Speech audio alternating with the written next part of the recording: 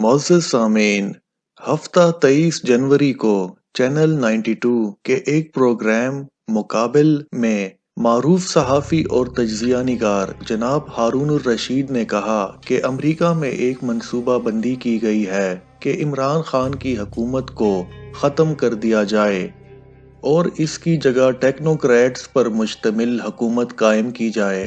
انہوں نے کہا کہ یہ میری پیشن گوئی ہے، نہ میرا تجزیہ ہے، بلکہ یہ میری اطلاع ہے اور بہت ہی باوثوق ذریعے سے یہ اطلاع ملی ہے جو عموماً کم ہی غلط ہوتی ہے۔ انہوں نے کہا کہ ایک عرب ملک مولانا فضل الرحمان کی پشت پر ہے اور وہ ان کی فنڈنگ بھی کر رہا ہے۔ ہارون الرشید صاحب نے یہ بھی بتایا کہ جناب حسین ہارون وزیر اعظم بنیں گے۔ انہوں نے یہ بھی کہا کہ کوئی استعفیٰ دے گا اور نہ ہی لانگ مارچ ہوگا، اور لانگ مارچ ہوا بھی تو وہ اسلام آباد جائے گا، راولپنڈی نہیں۔ اس خبر کا جائزہ لیا جائے تو کچھ سوالات بنتے ہیں کہ امریکہ کو اس تبدیلی کی ضرورت کیا ہے، اور یہ کہ یہ منصوبہ سابق صدر امریکہ کے زمانے کا ہے تو نئے صدر امریکہ جو بائیڈن اس منصوبے پر عمل درآمد کریں گے یا ان کا کوئی دوسرا پلان ہے؟ کیا اسرائیل کو تسلیم نہ کرنے کی سزا دی جائے گی؟ اس لیے کہ عمران خان کا یہ بیان آ چکا ہے کہ جب تک مشرق وسطیٰ میں فلسطین کا مسئلہ حل نہیں کیا جائے گا، اس وقت تک اسرائیل کو تسلیم کرنے کا سوال ہی پیدا نہیں ہوتا۔ ایک اہم مسئلہ امریکہ اور طالبان کے درمیان ہونے والے مذاکرات بھی ہیں۔ شاید امریکہ کا یہ خیال ہے کہ موجودہ عمران خان کی حکومت اس میں وہ کردار ادا نہیں کر رہی جو اسے کرنا چاہیے تھا۔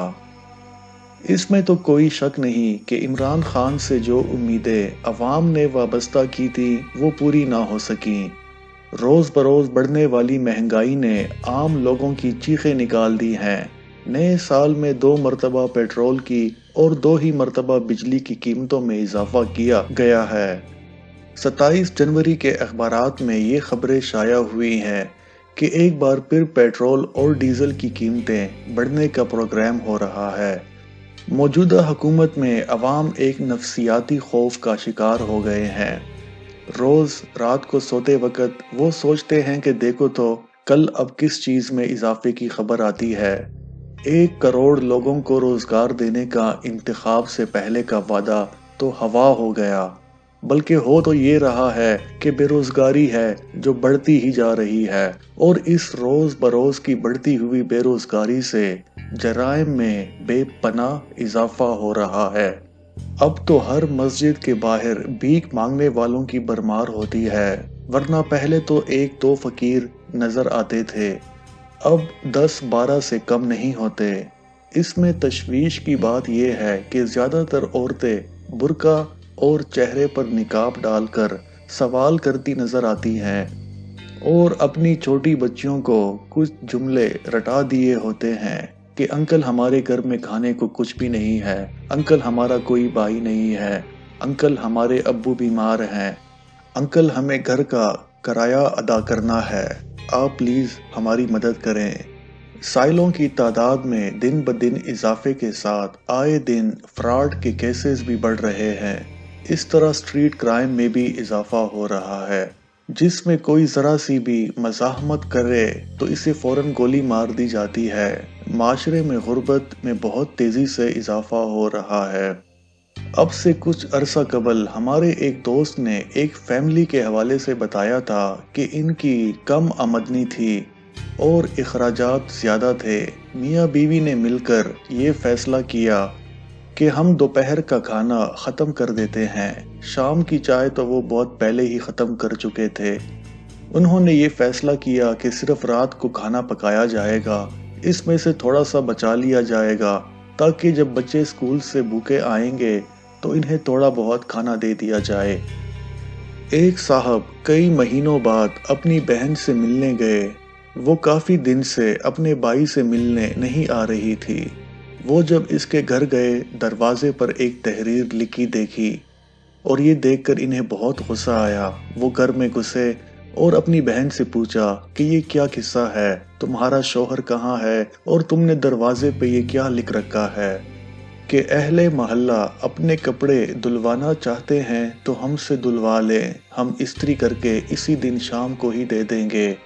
بہن نے اپنے بھائی سے کہا کہ 2 ماہ سے شوہر غائب ہے، وہ بچوں کا خرچ بھی پورا نہیں کر پا رہا تھا، اب تو وہ منہ چھپا کر کہیں چلا گیا، میں بچوں کو بھوکا کب تک رکھتی، اس لیے میں نے یہ کام کیا ہے تاکہ رات کو بچوں کا پیٹ تو بھر جائے۔ بھائی کی آنکھوں میں آنسو آ گئے، وہ بہن اور بچوں کو اپنے ساتھ گھر لے آئے۔ یہ چند زندہ مثالیں ہیں۔ معاشرے میں غربت اور تنگدستی اتنی پھیلی ہوئی ہے کہ لوگ خودکشی کرنے پر مجبور ہیں۔